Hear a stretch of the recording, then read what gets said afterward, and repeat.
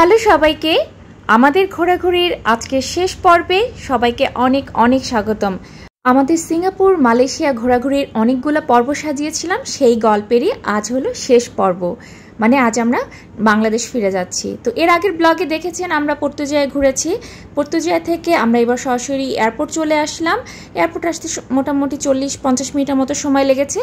এসেই প্রথমে স্ক্রিনে দেখে নিলাম আমাদের বোর্ডিং পাসটা কত নাম্বার গেট থেকে কালেক্ট করতে হবে। আমরা সেইটা দেখে চলে গেলাম এবং এয়ারপোর্টটা তো বেশ বড়, এত বড় এয়ারপোর্ট। অনেকটা হাঁটাহাঁটি পরে আমরা অবশেষে বোর্ডিং পাস কালেক্ট করে এরপর চলে গেলাম লাউঞ্জে।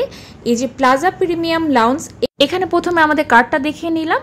এই কার্ড দিয়ে আমরা এখানের ফ্যাসিলিটিসগুলো অ্যাভেল করতে পারবো কিনা। তারপর দেখলাম যে না, এখানে আমরা বসতে পারবো। তবে বললো অনেক রাশ, 2 ঘন্টার বেশি সময় থাকতে পারবো না, 2 ঘন্টার জন্য আমরা লাউঞ্জটা ব্যবহার করতে পারবো। তো লাউঞ্জে এসে যেটা হলো, খাবার দাবার মনে হলো না ইপসিকে কিছু খাওয়ানো যাবে, ওকে কিছু ডেজার্ট ওকে সামনে দিয়ে আসলাম। আর আমি একটু ঘুরে ঘুরে দেখি কি কি আছে। এখানে কিছু যে সুপি নুডলস আছে, রামেন টাইপের আছে, তবে এগুলো অতটা ভালো লাগছিল না। আর এখানে ম্যাকারনি ছিল, পাস্তা ছিল, চিকেন ছিল, সবগুলো দেখতে ভালো, বাট মানে টেস্টটা ঠিক আমাদের সাথে যায় না। এখানে হলো আপনার ক্যাপুচিনো, ল্যাটে, কোল্ড কফি সব কিছু এখান থেকে মেক করে নিজে মেক করে নিতে হবে। এখানে বিভিন্ন ফ্লেভারের গ্রিন টি ছিল, এটা খুব ভালো। এরপরে এই কোল্ড ড্রিঙ্কসের মেশিনটাতে তো আমার খুবই ভালো হলো। এখানে diet Coke, Coca Cola, Sprite সব কিছু আছে, নিজের পছন্দ মতো নিতে হবে।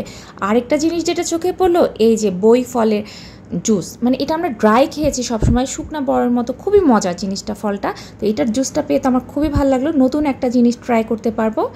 সালাদের জন্য তো অনেক কিছুই আছে, ঘাস, লতা পাতা, এগুলো এখন খাচ্ছি না এই মুহূর্তে। ডেজার্টটা মোটামুটি ভালো ছিল, ডিসেন্ট ছিল। অনেক কিউট কিউট ব্রেডও কিন্তু ছিল, ব্রেড, বাটার, জ্যাম, আর সেই সাথে ছিল চিকেন, ক্রিমি চিকেন স্যুপ। এটা একটু খেয়ে দেখা যায়। ক্রিম অফ মাশরুম স্যুপটা তো অনেক মজা, তবে চিকেন ক্রিমি স্যুপটাও হোপফুলি মজাই হবে। এখানে কিছু কুকিজ ছিল, এই কুকিজটা মজা ছিল, পিনাট ছিল, সল্টেড পিনাট, আর হলো এই যে ব্রাউনি ছিল, আর ছিল ডিটক্স ওয়াটার, আর 2 ধরনের জুস। এখানে হলো বাবুদের মোবাইল দিয়ে বসিয়ে রেখেছি, ওরা মোবাইলেই দেখছে, খাওয়া দাওয়া কেউ করছে না, 2 মেয়েই।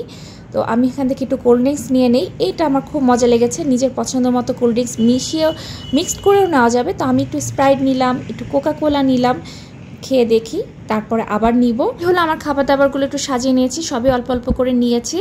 এয়ারপোর্ট লাউঞ্জগুলোতে কিন্তু বুফে সিস্টেম থাকে, আপনি যত ইচ্ছে ততবার নিয়ে খেতে পারেন।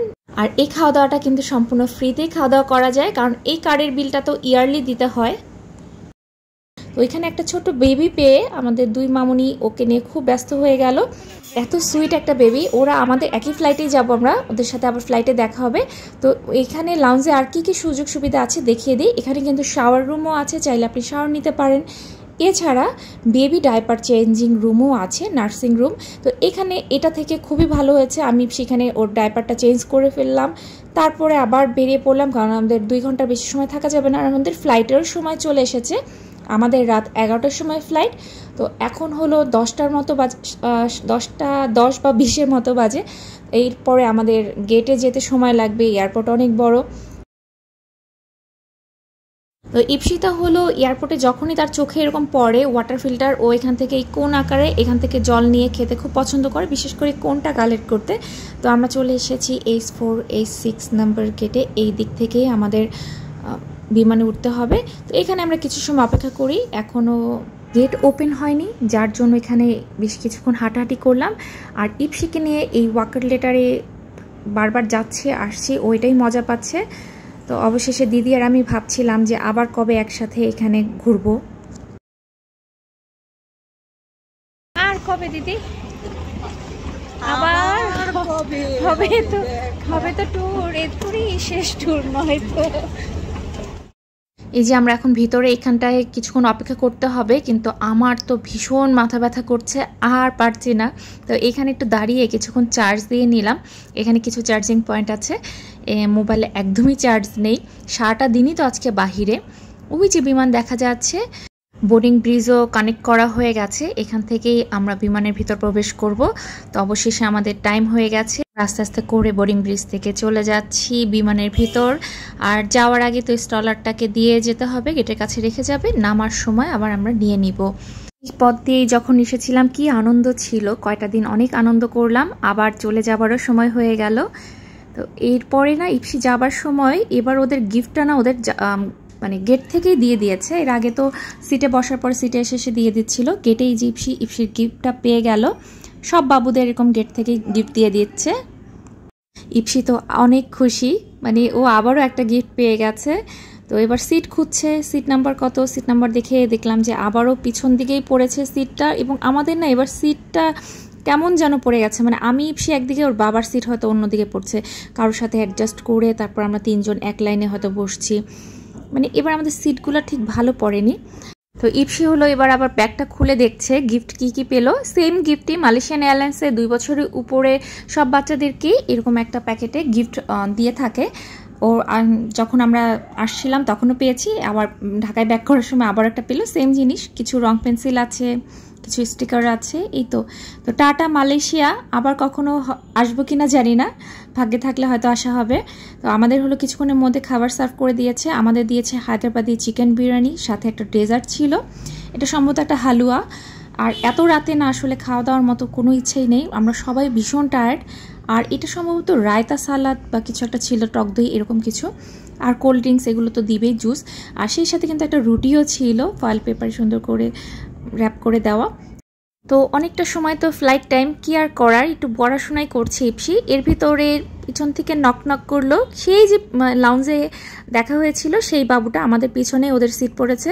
তো বাবুটার সাথে ইপসি কিছুক্ষণ গল্প করলো, মানে দুজন এখান থেকেই হাত ধরছে, হ্যান্ডশেক করছে, ওকে ডাকছে আপু।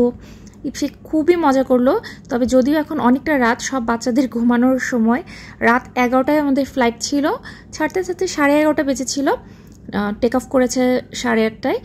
তারপরে তো খাবার দিয়ে দিয়েছে। আর এই যে ইপসি তার মিল দিয়েছে, তবে ইপসি এগুলো খাবে না, ও শুধু একটু অ্যাপেল জুস দিয়েছি, এটাই অল্প একটু খাচ্ছে, কারণ এত রাতে আসলে খাওয়া দাওয়ার মতো কারোই অবস্থা নেই। তাও একটু খুলে দেখাই আপনাদেরকে।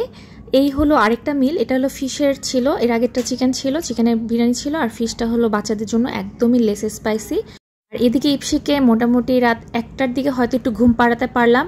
আর আমি না কখনোই ফ্লাইটে ঘুমাতে পারি না, আমার খালি টেনশন হয় বেবি পড়ে যাচ্ছে কি না, বা কেন যেন আমি ফ্লাইটে ঘুমাতে পারি না। কিন্তু ভীষণ রকমের টায়ার্ড। আমরা সেই সকাল 11টার সময় হোটেল রুম ছেড়েছি, আর এখন রাত 1টা। আর বাসায় আমাদের মানে ঢাকায় পৌঁছাতে পৌঁছাতে বাসায় আরও রাত হয়ে যাবে।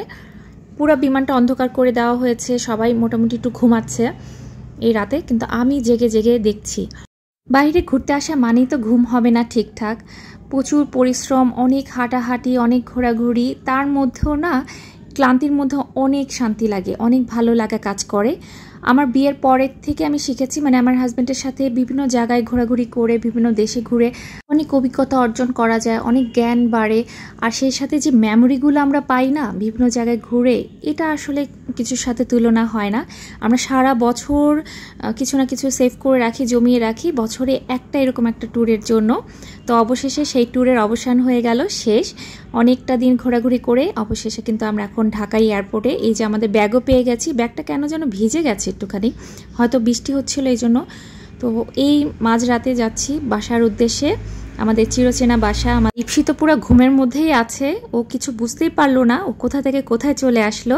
এখন বাংলাদেশ সময় রাত 1টার মতো বাজে, রাত 1টার সময় অবশেষে আমরা বাসায় পৌঁছালাম এবং খুব সুন্দর একটা ট্যুর কমপ্লিট করে এসেছি। আমি ট্যুরের গল্পগুলো পর্বে পর্বে সাজানোর চেষ্টা করেছি। যদি ভালো লেগে থাকে প্লিজ একটা লাইক দিবেন।